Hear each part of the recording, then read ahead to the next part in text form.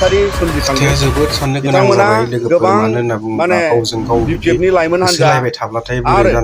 बाथा थाफानाय बिथांमोननि हान्जाया कारिगावनि साहा थारं होननाय गामिथिंहाय जोंनि सासे आन्सलिकनि आफादगिरि हिसाबै बिथाङा बाहाय न' दङ आरो बिथांमोननिथिंजाय बिथांमोना थांनानै सिगि सख' खालामनाय आरो एफाबां बुरजा गारि 40निफ्राय 45थासो गारिया इलेक्सन जोबखांनानै मानो बे थारं गामिथिं थांनायनि गोनांथि दं आरो बिथांमोना बयखौबो बे लामायाव जायखौ मोनदों बेखौ बुलांदों आरो बिनि उनाव बिथांमोना बै रायजोफ्रा जाय जायगायाव बिपुलनि न'खौ बेंनानै दंमोन बेवहाय बिथांमोना बिथांमोननि फारसे नांलायफिननाय बिथांमोनजोंहाय बावहाय माने जि गाग्लोबनाय रायजोफ्रा होख्रां होख्रि खालामहरो आरो बिनि उनाव बिथांमोना रायजोफोरखौ अन्थाइ खुबैनाय बाथुल गावनाय बेबादि मोनसे अबस्था जादोंमोन आरो बेखौ रायजोफ्रा खुनु पद्दाय लुबैया जे बे ओनसोलाव दावराव खालामफैयो दा बेवहाय दावराव खालामनो फैग्रा हान्जाफ्रा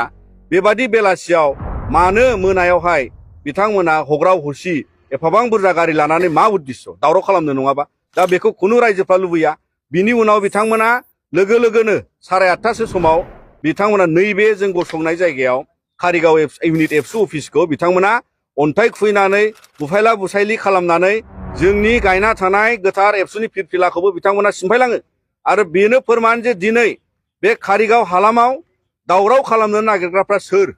बेवहाय दिनै जोंनि ओनसोलनि सुबुंफ्रा मिथियो आरो जोंनि एबसुनि मावथिफ्राबो मिथियो जे कारिगाव आउटपस्टनि खोलाहा थिग बेवहाय मोनसे इउथ बिपिएफ अफिस दं बेयाव थानाय सेंग्राफोर लोगोसे बायजोनिफ्राय लैहोर लैहोर फैनाय गारि मटर लानानै फैनाय बाथानि लिडारशिपआव बिथांमोना फैदों आरो बाथा बिथांखौ जों खावलायनो लुबैदों नोंथाङा सासे दायनि साजायाव बेलाव गबोनाय नोंथाङा दैदेनगिरि नाथाय नोंथाङा दिनै बर' हारिनि गेजेराव बेबादि दावरावखौनो अराय लाखिनो थानाय लुबैनाय सासे दैदेनगिरि होननानै सिनायथि होबाय आरो बेखायनो जोङो नोंथांखौ खावलायो जे बेबादि गुलाय गुजाय दावराव दावसि खालामनिफ्राय गोजानाव थानांगौ आरो दुलाराय बर' फरायसा आफादनि मावख'आव दिनै नोंथांमोननि बे अन्थाइ गिदिर गिदिरजों खुबैनानै जोंनि अफिसाव आक्रमण खालामनाया फोरमान खालामबावदों जे नोंथांमोना बे कारिगाव हालामाव गोजोनखौ लुबैया मानोना जाय दान मोननै मोनथाम सिगाङाव बाहाय मोनसे जाथाय जाना थांदों बे जाथायाव जोङो बयबो बर' सावथाल कारिगाव रायजो जानायफ्रा गोजोनखौ हास्थायनानै बेवहाय खुनु गन्डगल जानायखौ जों लुबैयाखै आरो बिनिफ्राय जों हेंथा खालामबोदों नाथाय दिनै आरोबाव नोंथांमोना बिदा फंबाय बर'फोरनि गेजेराव इलेक्सन जोबखांनानै बेबादि सिगि सख' खालामनानै बुफायला बुफायलि खालामनानै दिनै बेबादि दावराव दावसि खालामनो नाजानाया बे मोजां जायाखै आरो बिनिखायनो दुलाराय बर' फरायसा आफादनिफ्राय जोङो नोंथांमोननि बेबादि बर' माहारिनि गेजेराव दावराव दावसि सोमजिनो नागिरनाय थासारिखौ नोंथांमोना बन्द' खालामनांगौ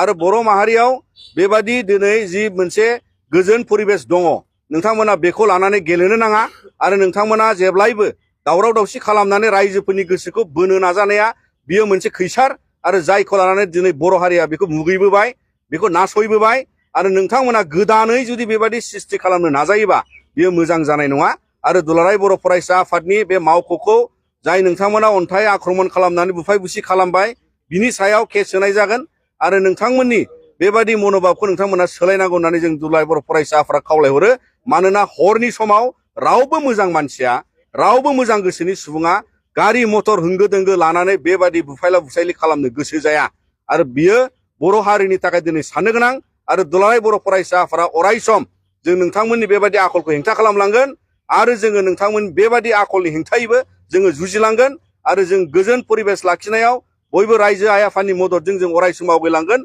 आरो बेवहाय नोंथांमोना फिन फोरमान गालांबाय जे दुलाराय बर' फरायसा आफादनि फिरफिलाखौ नोंथांमोना बुफायलांनानै अराय नोंथांमोना जोंनि एक्जिस्टेन्सनि सायाव माहारि आफादनि एक्जिस्टेन्सनि सायाव आरो बिसारखथिखौ दहाय खालामनानै नोंथांमोना दावराव दावसि खालामनानै भट आदाय खालामनो नाजानाया दिनै